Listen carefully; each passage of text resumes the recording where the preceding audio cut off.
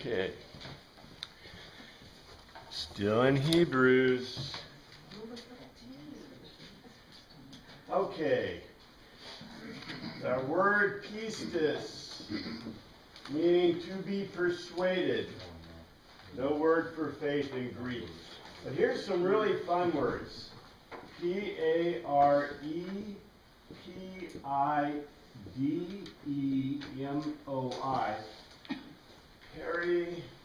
Para, that's para. Para. Near. Near. Yeah, this is so fun, isn't it? Epi. This is epi. Epi over. This is a weird preposition. Epidemoi.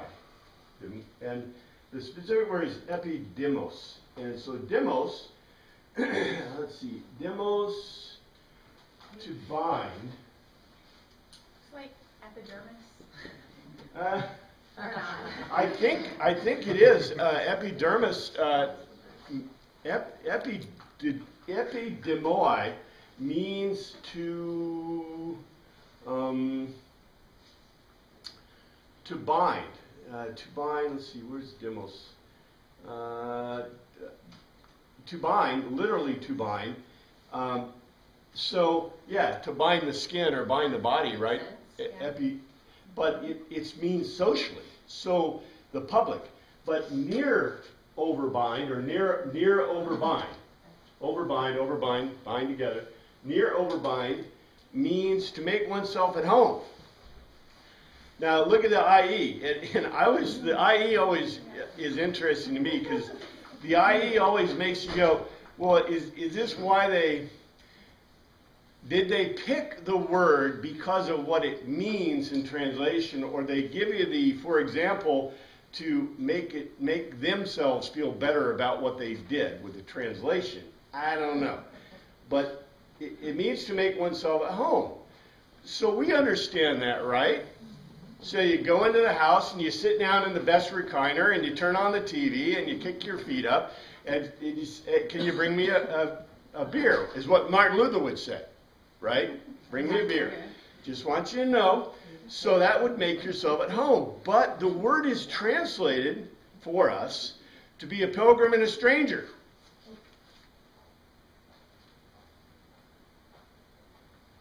I like the beer one better. Here. Well, you can guess kind of where they went with this, right? But I'm not so sure it means what they're saying it means. To make oneself at home, okay, maybe it's our culture, but I don't think so. I think, okay, the Greeks. What did a Greek house look like? A Greek house. Greek house always had 4 walls. And they always had a big door and a little door, sometimes 2, but usually a little door. What was the characteristics of the doors? Anybody ever been to Pompeii? You never been to Pompeii? You gotta go to Pompeii? But Greek houses were like castles, or not castles, like forts, yeah. The doors were like completely, they're big doors with big latching, things to keep. They didn't have a society where you left your doors open, right? And the back door was always barred, and they talk about barring the doors, right? Because they did. And their houses, if you go into them, they would have an inner court. They'd have a court area, many times open to the air, but it would usually have, the court would be open to the air, and then in the back of the house, you would have the gynoeceum, where the women would stay unless there were no men in the house except for the men of the house, right, and slaves of the house, and then they would have free reign, but there were separate areas outside here. Go and look at their houses. They have a kitchen area, usually near the front, and they have a storage area, but they're literally places to be defended. So, can you imagine? I'm a pilgrim and a stranger, and I go up to a Greek house. number one, if you open the door, what would be the first thing to happen to you? Yeah, somebody's got, matter of fact, okay, I've told you this before, I'm not going to draw a picture, but remember Priapus, the god with the large organs, right? His purpose was to warn people that if you came into this house or this field or this area, you would be raped to death. That was the Greek culture. That they believed that once you came on their property, they had the right to do anything to you. They probably couldn't kill you because that was considered a negative stricture. They could do anything else, beat you, whatever. Yes, sir. Go into your property uninvited? Uninvited, yes. Yeah. Well, that's why they would put, if you go to, okay. Aggressive. Pompey. Pompey, they said the Priapus, there's pictures of Priapus or his organ on the doorways of all these houses. And they thought, this is the sexual area. This is the area of the prostitutes. This is the area of sexual entertaining. It isn't. They marked their houses. Priapus protected their house and property, and it was a warning. They found these signs all over the place, you know, from boundary signs. Like, you know, God says, curses a man who moves a boundary stone. There's no hope for you if you move your neighbor's boundary stone. The Greeks would mark it with Priapus, meaning if, what's that? Like marking ADI or whatever they... Yeah, your security company. Your security company? It's your security company. They're telling people if you come into my field. Now, the culture of the Hebrews was a little different, right?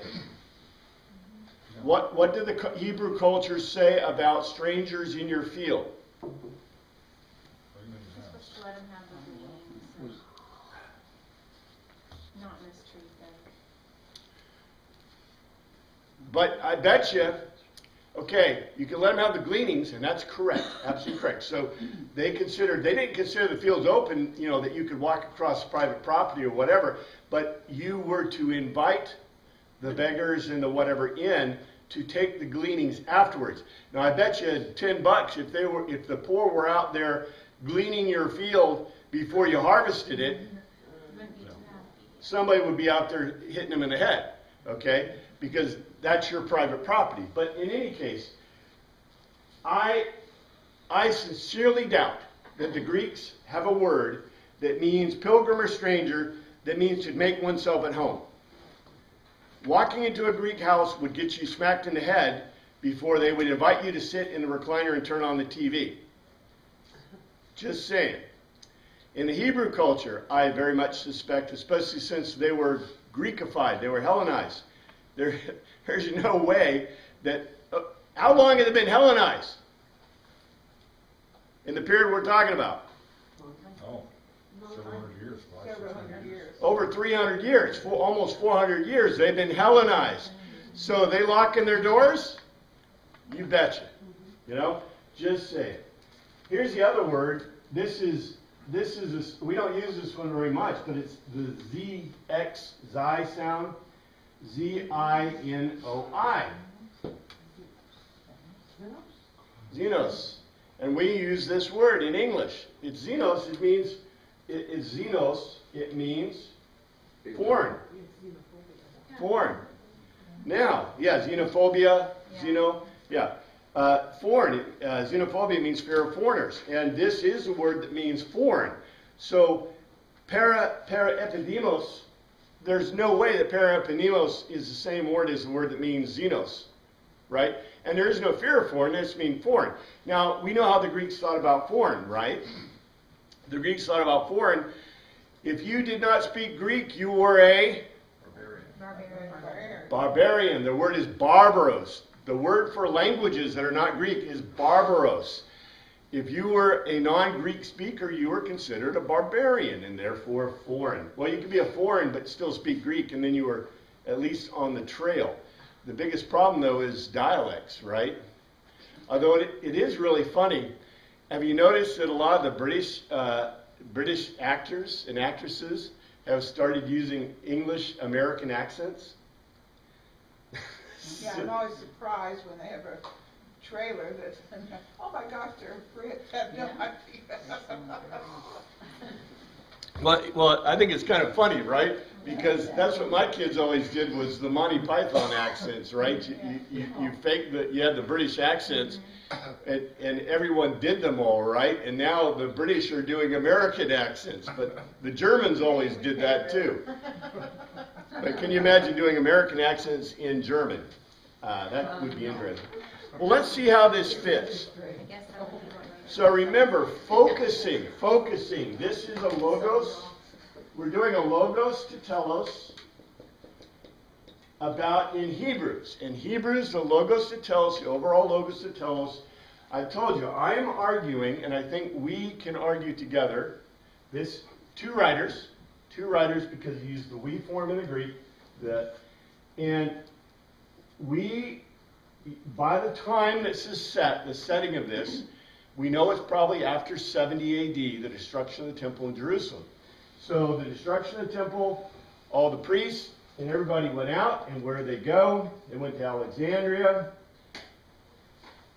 I'm arguing, and I think we can argue very well, that Hebrews was written to the Alexandrians, even though it says Hebrews.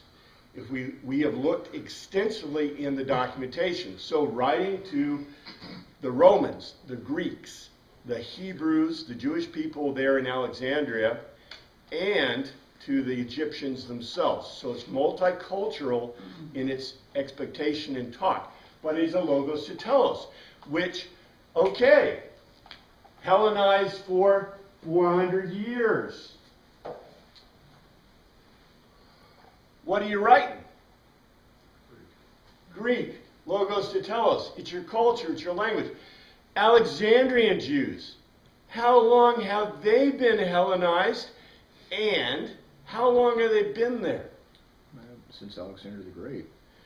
Since Alexander the Great, 323 BC. And the Jews were in Egypt even before then.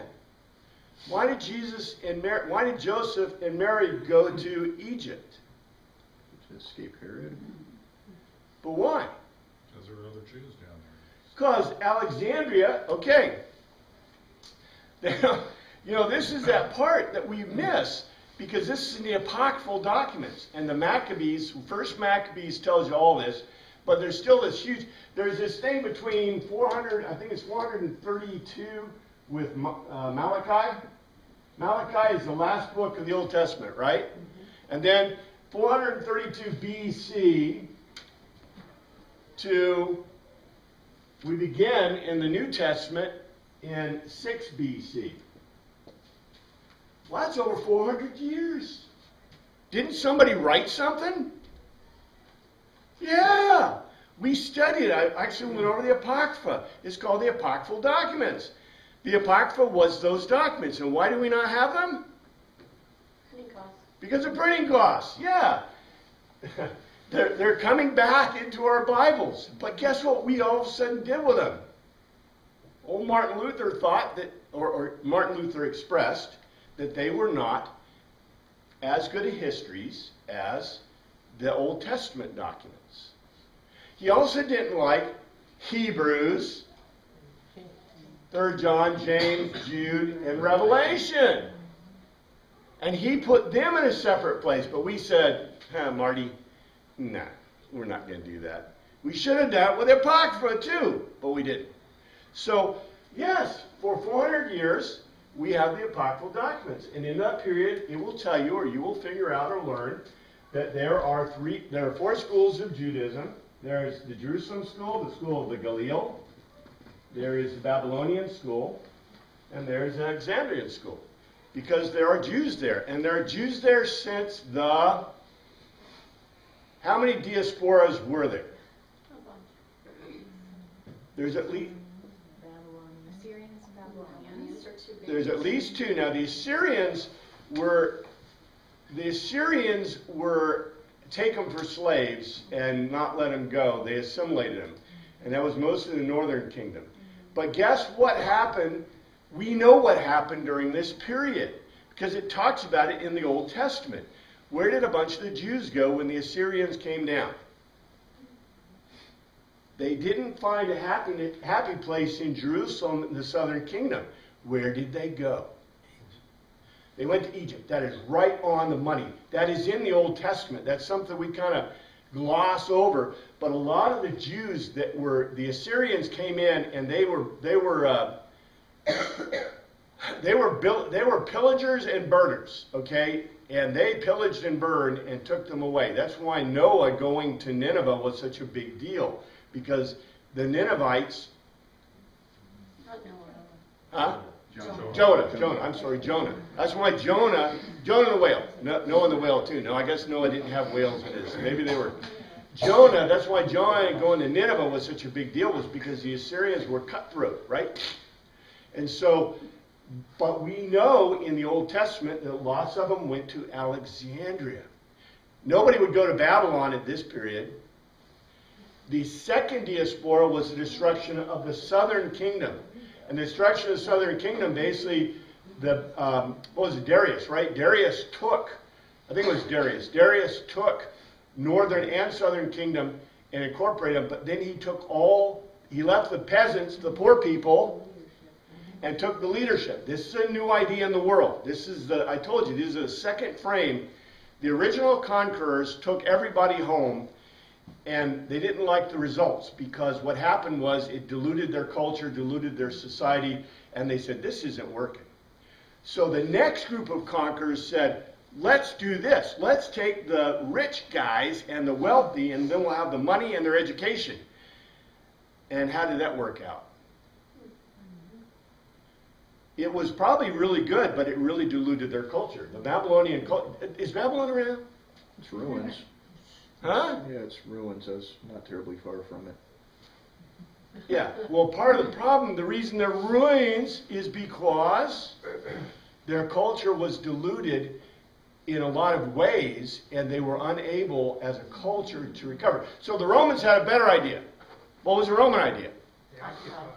Occupy. Come in, occupy, take taxes out of them, and control them with an iron fist. And boy, that worked really good for the Roman Empire until they got wimpy.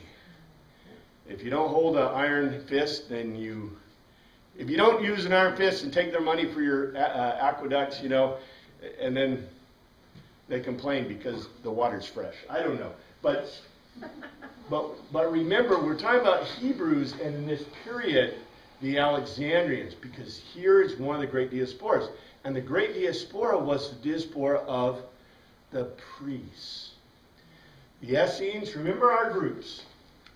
We got the Pharisees, we got the Sadducees, you got the Essenes, and you got the Zealots. And then you have Teen Hodos.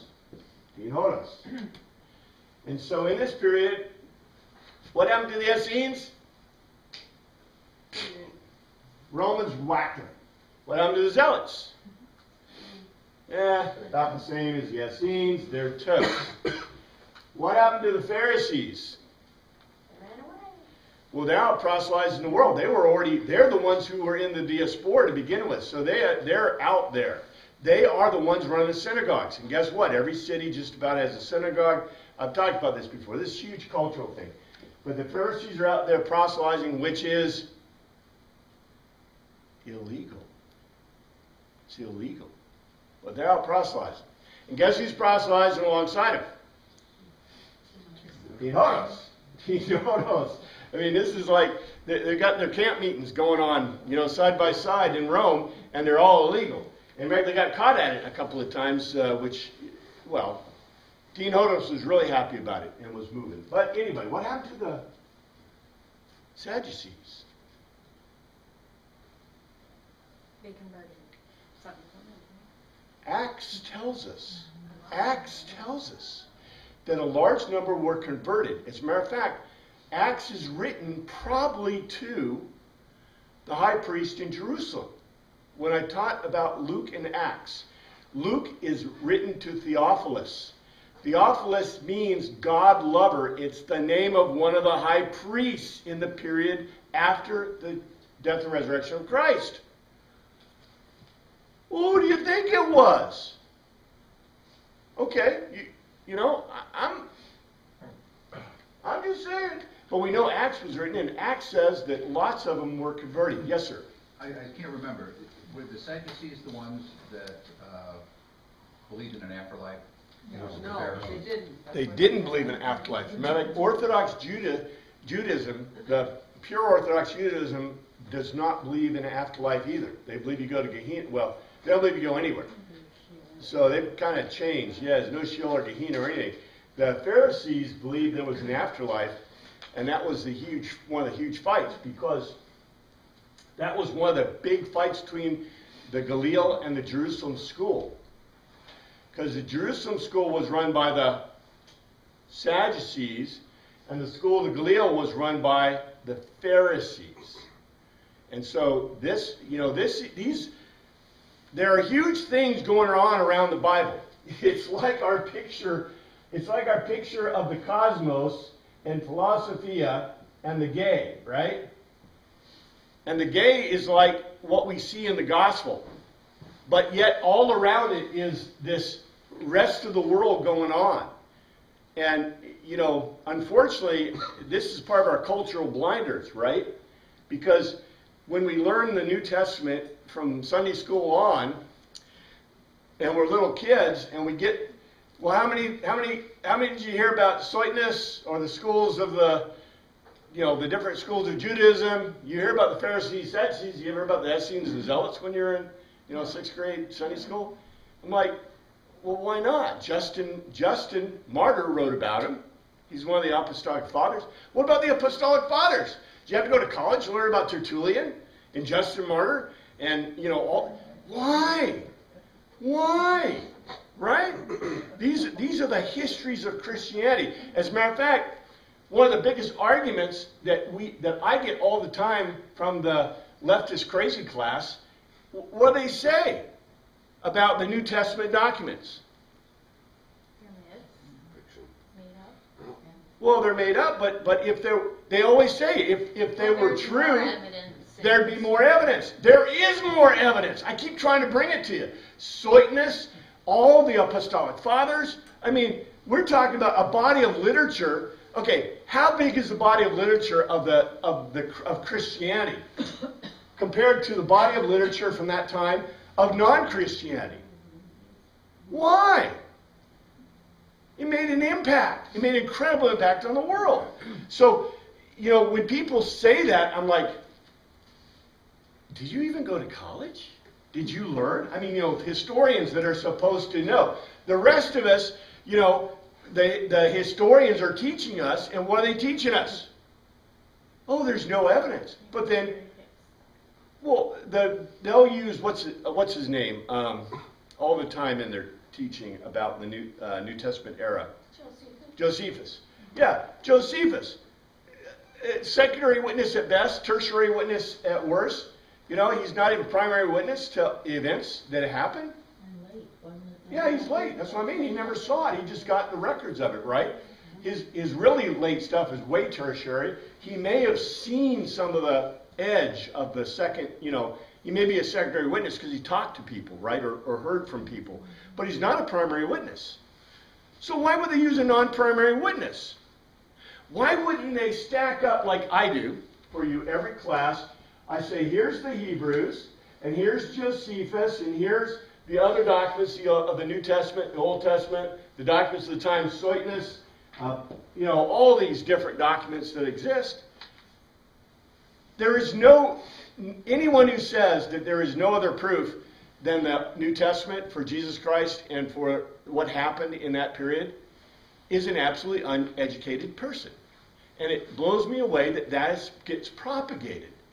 And so we're talking about, just reiterating, we're talking about a historical document that has to do specifically with Teen Hodos and their movement in diaspora from this time. And so what we've got into here is 11.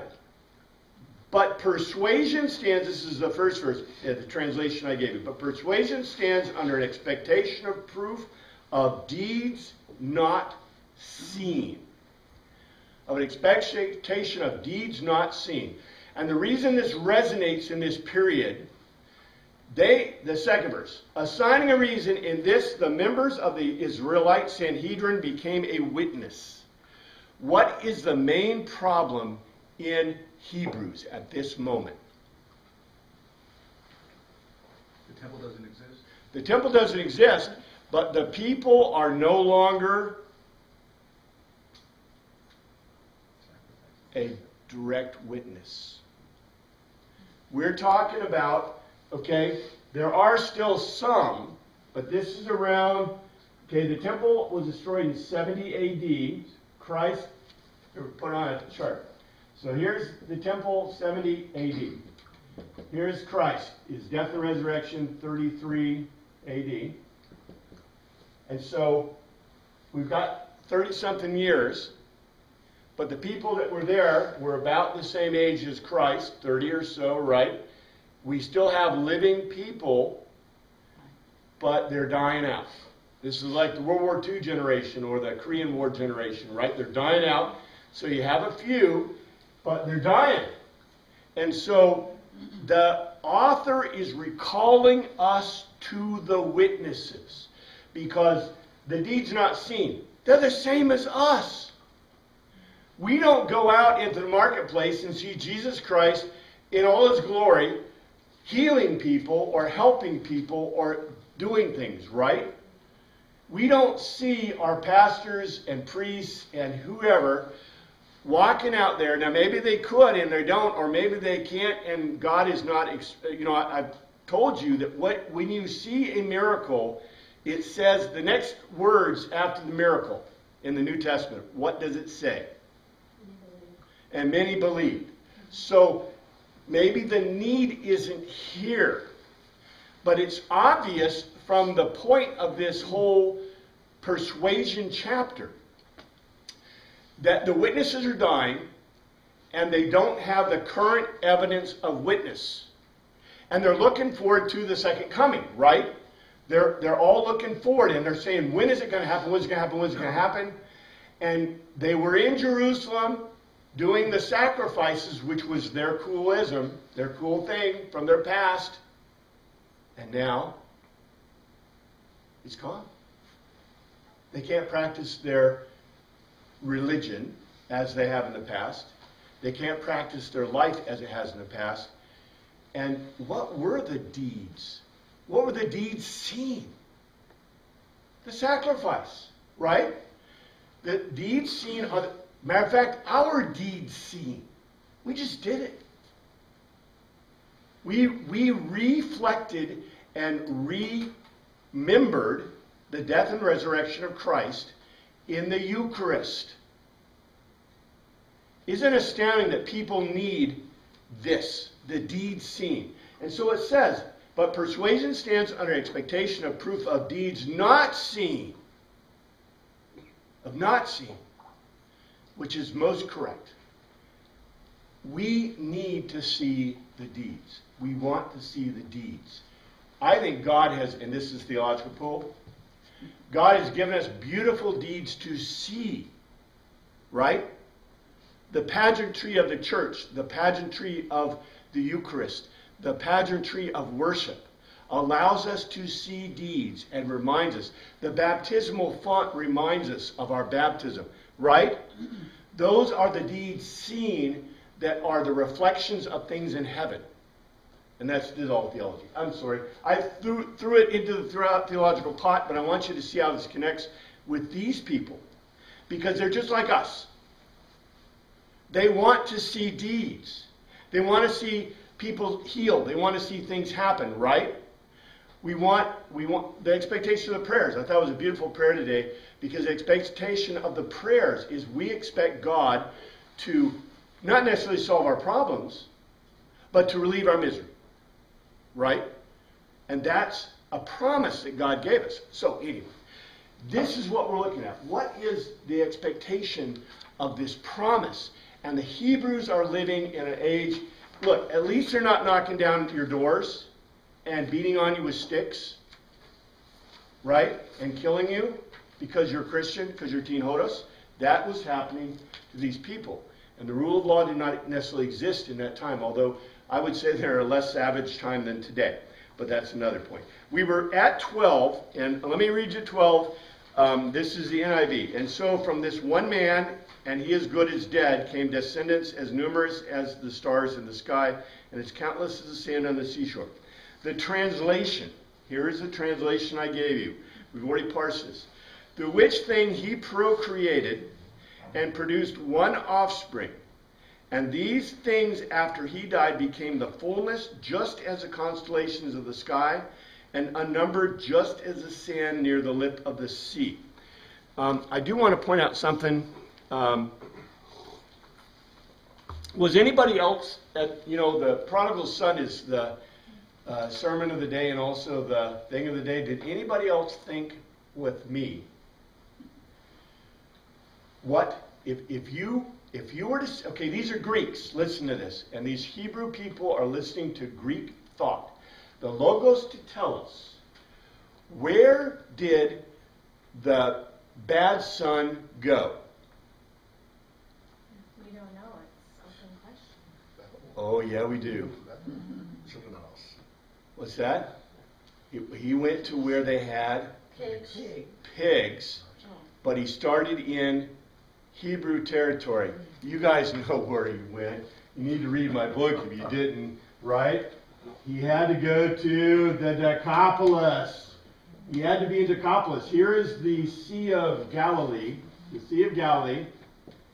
And on one side is Nazareth and Tiberias, not Tiberias, the place where Herod's town, Herod's place is, maybe it's Tiberias. Anyway, no Jews would go into that place. Why? It was built on a cemetery, yeah. That was pretty smart. You want to keep the Jews out and you wanted to keep the Romans in. I don't know, or you're making a comment politically.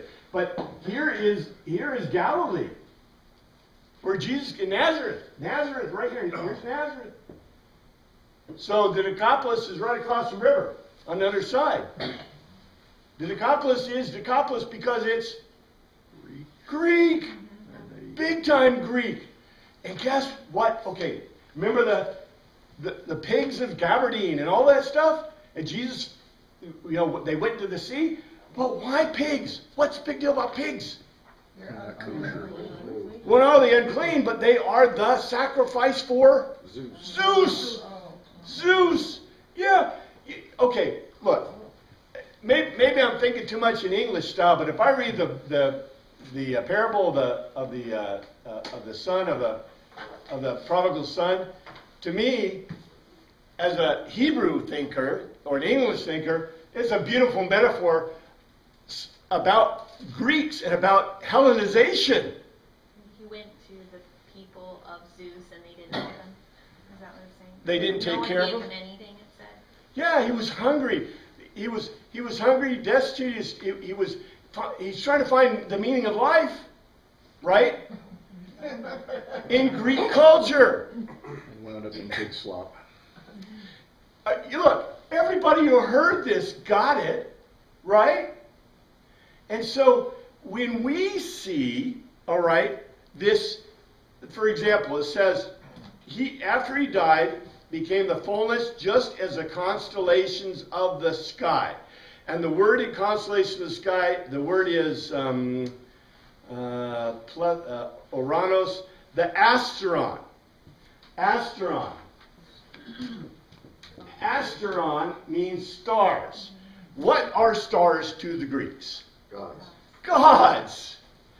Okay, if you read this, it says fullness, and I didn't give you the full Greekism of it, but it means like the gods in the heavens. And by the way, the heavens, we know it's not the epi-Oranos, the over-Oranos is outside of the skies. It's the Oranos.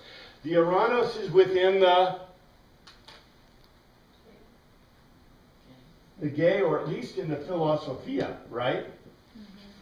Mm-hmm. Who created? God created, right? And so,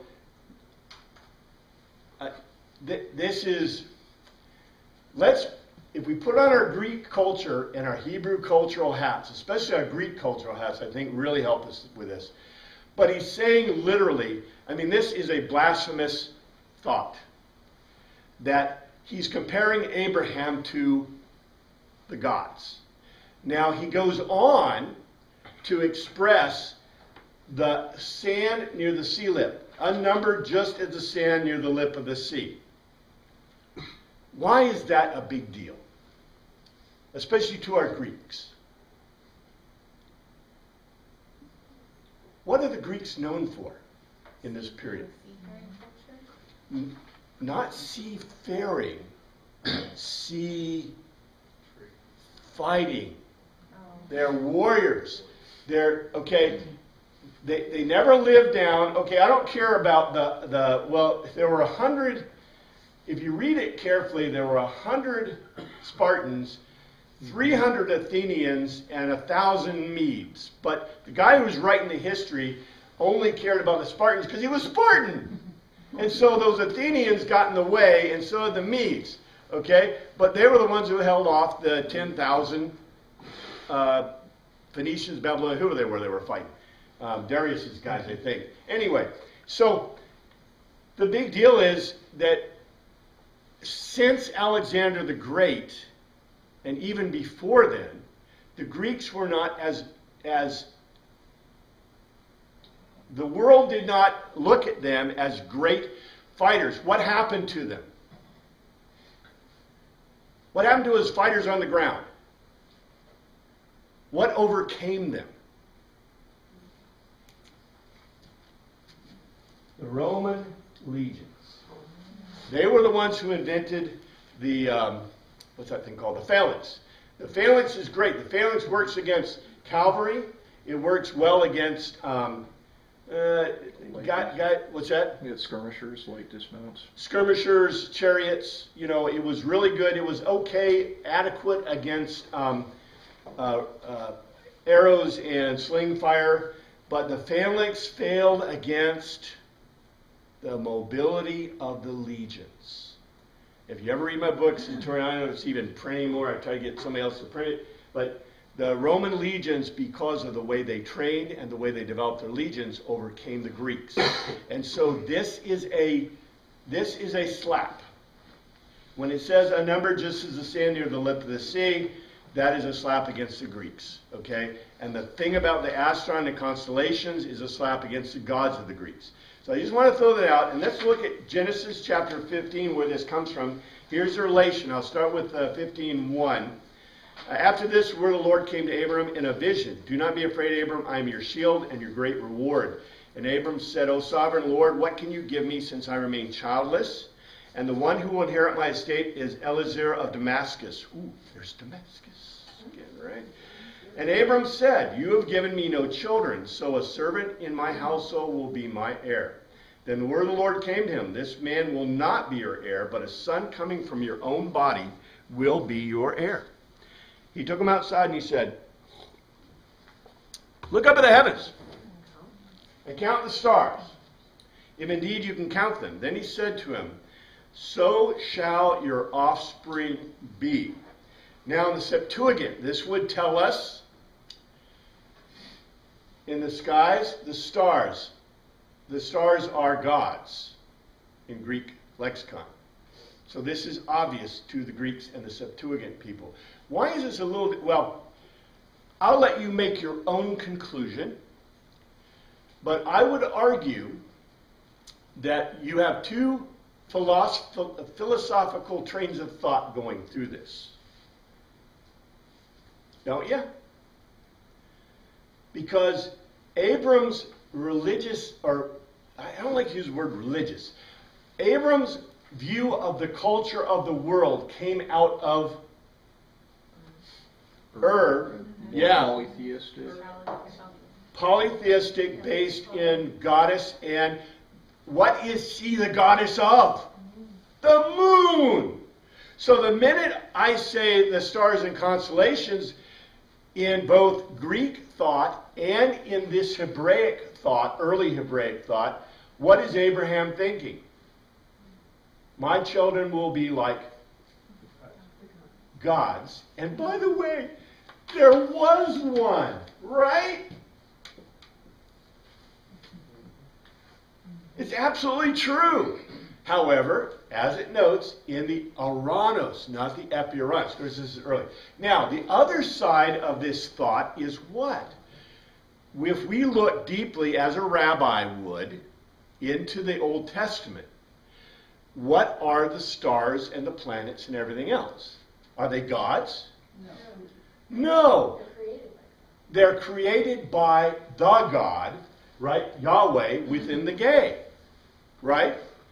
So, do you see this warring of thought? There's a rabbinic thought, which I encourage you to think about, and then there is Abraham's way of thinking, right? So we get in this. And so, in 6, Abraham believed the Lord, and he credited it to him as righteousness. He didn't say,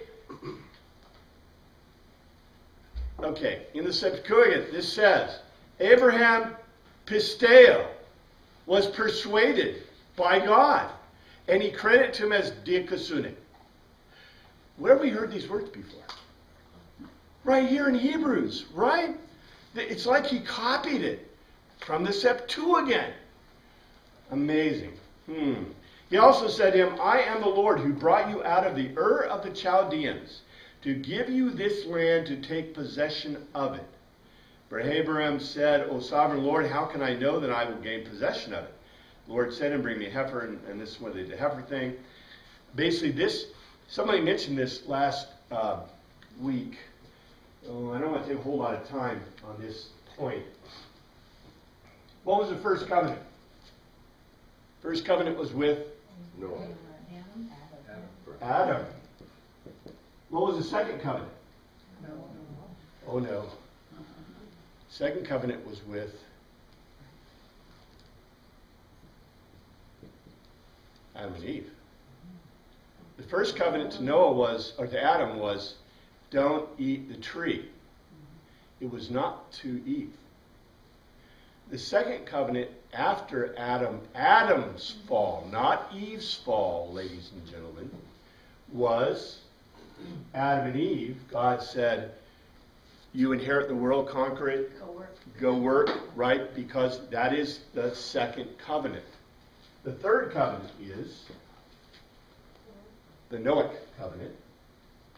The fourth covenant is the Abrahamic covenant. And this is it right here. So Abram brought him to him. Let's see. Said, O sovereign, how I know of possessions? The Lord said to him, bring me a heifer, a goat, and a ram, each 3 years old, along with a dove and a young pigeon. Abram brought these to him. They cut them in two and arranged the halves opposite each other. The birds, however, he did not cut in half. The birds of prey came on the carcasses, but Adam drove them away. The sun was setting. Abram fell into deep sleep, blah, blah, blah. And so they walked between these cut animals and then ate them afterwards. I may not say that, but that's what they do. And the point was to make this covenant with Abraham. So we are up to 4 covenants, and of course we know the great 5th covenant, Mosaic covenant.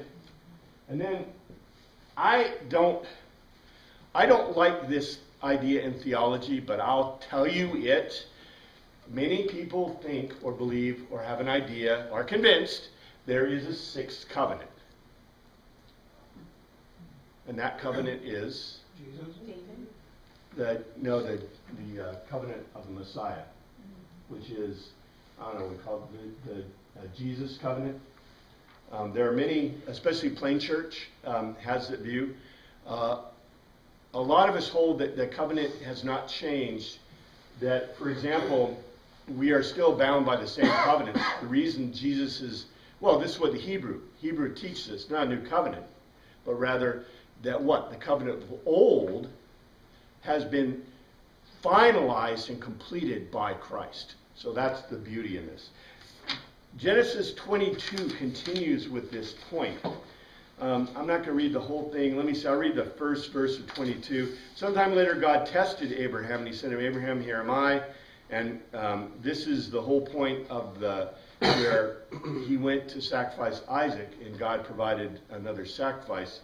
In 16, it says, 15, the angel of the Lord called to Abraham for the second time, and said, I swear by myself, declares the Lord, that because you have done this and have not withheld your son, your only son, I will surely bless you and make your descendants as numerous as the stars in the sky and as the sand on the seashore. Your descendants will take possession of the cities of their enemies. And though your offspring, all nations of earth, will be blessed because you have obeyed me. Then Abram returned to his servants. They set off together Beersheba and Abram's and so and so. So, in chapter 32 says, I'll read the first one.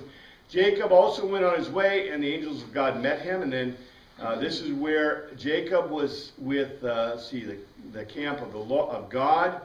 And then Jacob sent for his brother. And in 11 it says, Save me, I pray, from the hand of my brother Esau, for I am afraid he will come and attack me, and also the mothers with their children. In 12, but you have said, I will surely make you prosper and will make your descendants like the sand of the sea, which cannot be counted. And he spent the night there, and from what he had with him, he selected a gift for his brother Esau. Now, I do want to point out something. Who was a good guy in this story? Esau or Jacob?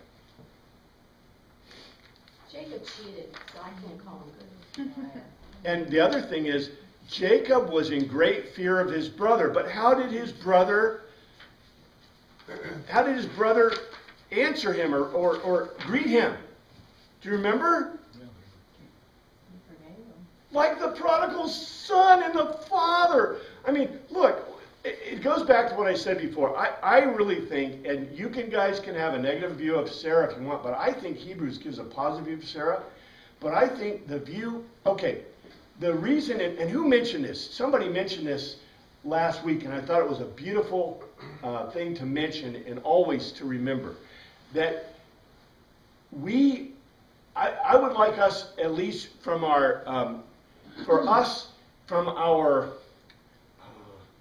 educated view of the Old Testament, New Testament documents, of all the documents, right? Look at them as histories. And if you look at them as histories, nobody in their right mind, if they're trying to write a positive history, would tell you these things, right? No one would. They'd say, well, if we're writing a history of our people or history or whatever, who's going to be the good guy? Us. Yeah. As a matter of fact, that's why I mentioned, remember the big deal, who was it that wrote it? Was it Theodocles? I think it was Theodocles, who wrote about the 100 Spartans fighting the 10,000, Phoenicians or whatever they were. Were they Prussians? Persians. Okay, they're fighting the Persians. Okay, remember I told you, he was Spartan. There were 100 Spartans, there were 300 Athenians, and there were 1,000 Medes. Who won? Who was the good guys? The Spartans. Even to this day, they even make movies. The 100 Spartans, right? 300. Or 300, maybe 300 Spartans. Anyway, maybe there's 300 Spartans, 1,000 Athenians, and then like a whole bunch of Medes, because the Medes were fighting, were defending the path. Anyway, okay, let's not get off on that. Let's just say the point is this: when you're writing the history if you're writing your autobiography, are you going to tell us anything bad? Not unless it sells your book, right? So this is the point. I see the Old Testament and New Testament, and this should be your testimony too, to people who are questioning. Look, would you write these negatives about the heroes of the faith, right, of these people? And here we have the mention, right, that Jacob was mistaken from the beginning. His brother was willing to greet him and love him. And the whole time he was bowling with other guys, right? His brother wanted to bowl with him and have a beer with him, just like Marty. So, this is the sadness, right? Just think of it. Think about your own lives. What if you had a brother and you had done something wrong against your brother and you ran off, and the whole of your life you did not ever reconcile, right? And the time you reconcile, your brother takes you upset. I've missed you, little brother, right? I don't know. I think the Bible is full of these beautiful images. We see them as parables suddenly in the New Testament, when I think they're all over the Old Testament especially. Well, let's go on. 13. All these people were still living by faith. This is the NIV of 13. All these people were still living by faith when they died. They did not receive the things promised. They only saw them and welcomed them from a distance. And they admitted that they were aliens and strangers on earth. Now, first of all, just take what this says and relate it to what I told you about Alexandria. Listen very carefully. All these people were still living by faith when they died. That's talking about the witnesses, right? They did not receive the things promised. The second coming, right? They only saw them and welcomed them from a distance. Wow. And they admitted that they were aliens and strangers on the earth. Well, we know what that is, right? Okay, let's see what it says in Greek. These, hotos, they. It's not these, it's they. All, pas, all. Pas means everything. They, every one of them. Die. Aponesco, to die off. In, it's not in, it's kata, down. Pistis, persuasion. Not, and it's me, which is not. Having received, not having received, it's lambano. To take. The, ho. Evangelia, the message of the gods, not promises. You know, they keep giving us this thing. They keep giving us this message of, they keep giving us this promises thing. It's the message of the gods. And before they know it's the message of the gods, and before it's told it was the gospel, and why can't they make up their minds? Well, I think I know. But anyway. But, Allah, it's not, but it's other things, having seen, idio, to see, themselves, autos, afar off. Por hoten, from afar. And, kai, were persuaded. Not persuaded. Well, actually, it's persuaded. It's patheo. And we're patheo. Here's the first time that we've seen this word properly translated in the whole of the New Testament that I can remember. It's patheo. Usually they translate this as belief, but they were persuaded. Of them is added, and embraced. Aspezomai, to enfold in the arms, to embrace them is added, and homologeo. Homologeo. They say confessed, but homologeo. Logeo? Word. Word or logos or logical argument. This is a logical argument, right? Homologeo. The same argument, right? Confession is great. When we do the Apostolic Creed and the Nicene Creed, we are homologeo. We are declaring the same argument. However, from a Greek standpoint, they mean a little bit different. They mean we're in agreement. So confession is a little bit of a throwout for that. But anyway, that, hoti, demonstrate that they were, esi, they are, it's esi, it's really, it's no kidding, ego imi, it's an ego imi form, esi, they are xenos, foreign, and para epidomos. Now I translate that an alien alongside. I don't like that. I told you that peri epidemos means literally to make yourself at home. So foreigners, foreign, and made themselves at home on the soil. Yea, the soil. So here's the literal. They all died off down persuasion, not having taken the message of the gods, other things having seen themselves from far, and were convinced and enfolded in the arms, and assented, demonstrating that they were foreign and aliens alongside on the soil. Okay, remember, yea, translated soil, means the created earth. So let's see what it says. Translation. They all died off being persuaded, yet not having been given the gospel message of God. They all died off being persuaded, yet not having been given the gospel message of God. They saw other things themselves from afar and were convinced. And they enfolded this in their arms and assented, demonstrating that they were foreign and aliens alongside on the soil. And I would say foreign, and probably a better, like I said, a better translation, I probably should change that to be made themselves at home on the soil. In other words, they're not here forever, right? They are, where did Hebrews say we're going?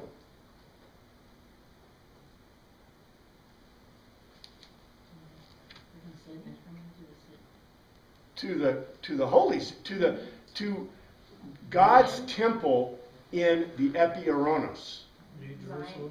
What's Mount that? Zion. New Jerusalem.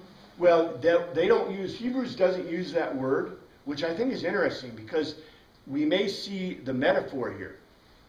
What's the problem with saying Jerusalem out loud right now? Is there a problem? It's There's no destroyed. There's no temple in It's Jerusalem. the symbol of destruction and conquering. It's a, Conquered. it's a symbol of destruction and conquering, but it's also the symbol of what?